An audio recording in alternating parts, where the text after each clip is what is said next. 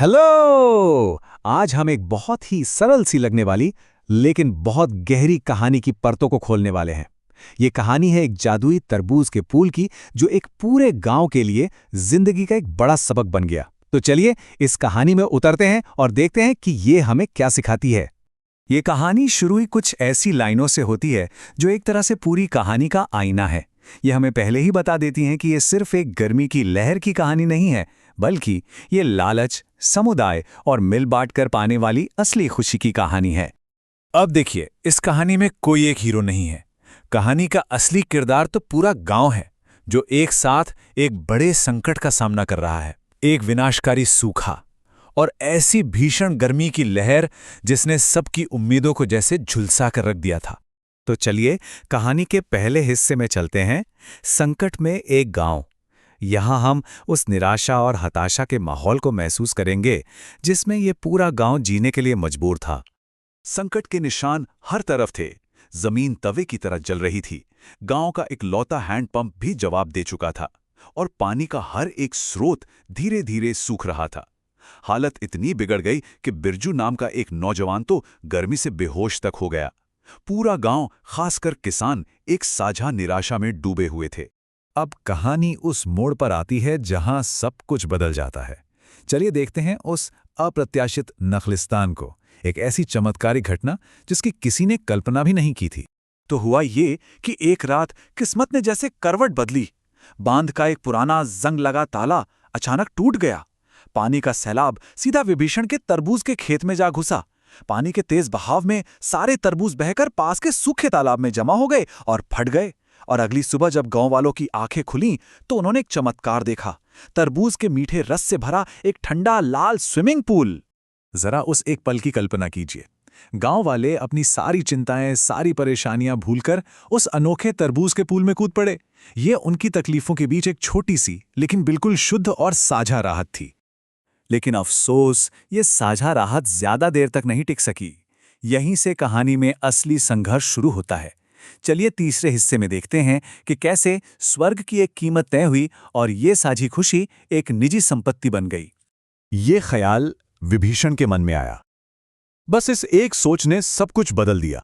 जो अब तक एक कुदरती तोहफा और सबका साझा संसाधन था, उसे अब एक निजी मुनाफे के मौके की तरह देखा जाने लगा। विभीषण ने पूल में नहाने के लिए कीमत तय कर दी, 15 रुपए। अब ये रकम चाहे छोटी हो या बड़ी, असल में उसके लालच का प्रतीक बन गई। इसने उस अनमोल साझा खुशी पर एक कीमत का टैग लगा दिया था। और फिर ये हुआ। रातों रात उस तालाब के चारों ओर एक बांस की बाड़ खड़ी कर दी गई। ये बाड़ सिर्फ लकड़ी की नहीं थी, ये अलगाव और लालच की एक दीवार थी जिसने लोगों को उनकी इकलौती खुशी के स्रोत से दूर कर दिया था। तो जब एक साझा चमत्कार को निजी बना दिया गया तो उसका नतीजा क्या हुआ? चलिए अब कहानी के उस हिस्से में चलते हैं जहां इसका सबसे गहरा सबक छिपा है, अकेलेपन का सबक। ये स्लाइड पूरी कहानी का सार 2 तस्वीरों में बयां करती है। एक तरफ लालच का रास्ता है जहां संसाधन पर ताला लगा दिया जाता है और नतीजा एक खाली और खामोश पूल। और दूसरी तरफ है समुदाय का रास्ता, जहां सब कुछ बांटा जाता है, रिश्ते मजबूत होते हैं और वही पूल हंसी खुशी से गूंजता रहता है। ये बुद्धिमानी भरी सलाह विभीषण को उसके पड़ोसी लखन से मिली। लखन के इन शब्दों ने विभीषण के लिए एक आईने का काम किया, जिससे उसे अपनी गलती का गहरा एहसास हुआ। ये कहानी का एक बहुत ही महत्वपूर्ण मोड़ था। चलिए अब कहानी के आखिरी हिस्से पर चलते हैं। यहाँ हम देखेंगे कि असली समाधान किसी बाहरी मदद से नहीं, बल्कि दिल में आए एक बदलाव से होता है। देखते हैं साझा करना कैसे मरहम लगाता है। विभीषण के पश्चाताप का रास्ता इन 4 कदमों से होकर गुजरा। सबसे पहले उसे अपनी गलती का एहसास हुआ। फिर उसने अपने पड़ोसियों की सलाह को खुले दिल से सुना।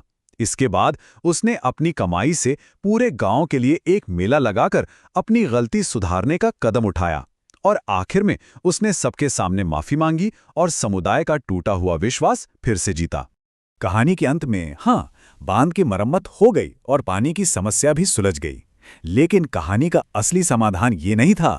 असली और बड़ी समस्या, मतलब समुदाय का टूटा हुआ भरोसा, वो तो पहले ही हल हो चुकी थी। तो आखिर ये छोटी सी कहानी हमें कौन सी बड़ी बातें सिखाती है?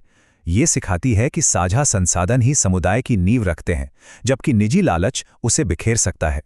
और सबसे अहम सबक, असली दौलत पैसों में नहीं, बल्कि लोगों के साथ और विश्वास में है। और अब अंत में ये सवाल हम सब के लिए है। ये कहानी हमें सोचने पर मजबूर करती है कि आज हमारी अपनी जिंदगी और हमारे समाज में ऐसे कौन से जादुई पुल हैं, चाहे वो कोई संसाधन हो, कोई मौका हो या ज्ञान, जिन्हें हम स्वार्थ के कारण बांटने से हिचक रहे हैं। इस पर जरूर सोचिएगा।